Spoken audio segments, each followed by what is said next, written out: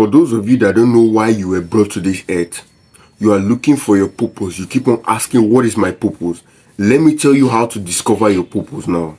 Let me tell you how you can discover your purpose. And I'm going to use Paul on his way to Damascus to teach you.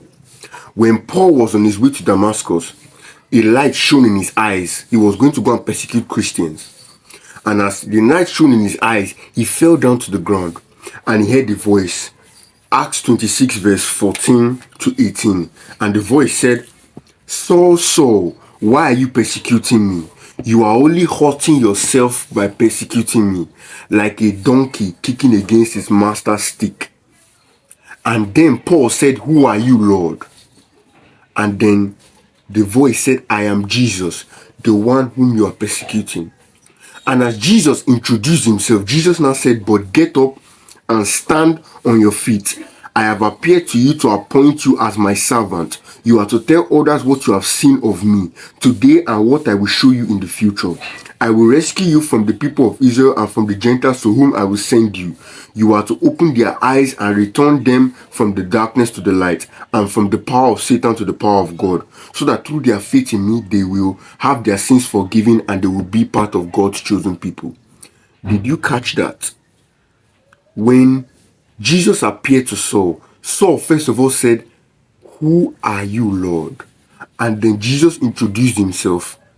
And as Jesus introduced himself, he now told him what his purpose was. His purpose was to preach the gospel. Many of you are asking what is my purpose?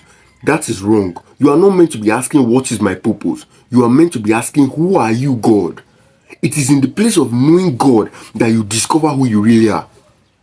Because see, the only person that can tell a product, the purpose of that product existing is the person that made the product. And God is your creator. It is in asking who are you, Lord, knowing who God is, being able to hear his voice, that you will not begin to understand the direction that he gives you. So my brother, get closer to God. Don't allow those things worry you. With patience, you will know whatever it is that you want to know in this life. But there is a balance to this.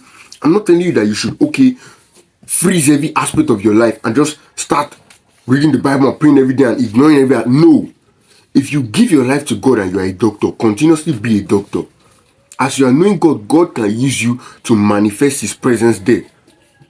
You will tell people about him and he will help you by his spirit to be an exceptional doctor. Just like how his spirit helped Daniel to be an exceptional politician. So there's always something you can do for God, wherever you are. Your first priority on earth is to know God. Your first purpose on earth is to know God. Every other thing should flow from that. Keep that in mind.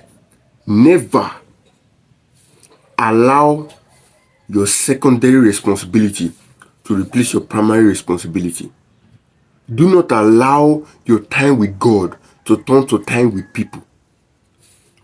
Otherwise, you will lose sight of your mission. This is what Jesus Christ understood.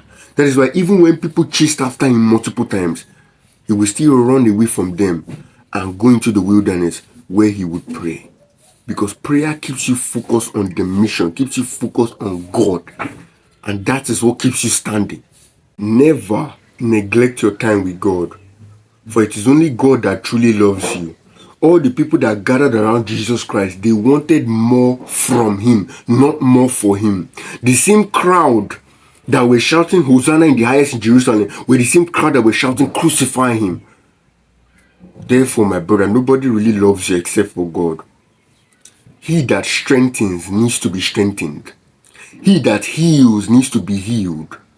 He that encourages needs to be encouraged. I promise you, you that is encouraging people, you cannot find your encouragement in people. You can only find it in God. That's the sad reality of life. That is why there are a lot of men that were successful, that people wanted to be like, people that were adored by people, but you now heard that they committed suicide because they were dying inside. It is only God that can give you that inner life, my brother. Nothing else can fill you. Nothing else can fill you. Your purpose in this life is not to make money, not to do all this, you didn't come here just to be a wife or a husband. You came here to bring glory to God's name. And you cannot reveal a God that you don't know. You cannot bring glory to a God that you don't know. Therefore, give time to knowing God. That is your number one priority. If you tell me now that, oh, I don't normally have time to read the Bible, it's because you don't see it as important. Don't deceive yourself. With all your busy schedule, do you not still take time to feed? Don't you still take time to eat? You take time out to feed and to eat and to feed your physical man because you know that you will die if you don't eat. The same way, if you don't feed your spiritual man, if you don't give time out to spend with God, your spiritual man will die. And that's why depression will come in, anxiety will come in, anger will come in, all these things will come in. You will just begin to hate the world around you because you are absorbing the hateful energy instead of absorbing the peace that comes from God. Be very, very careful.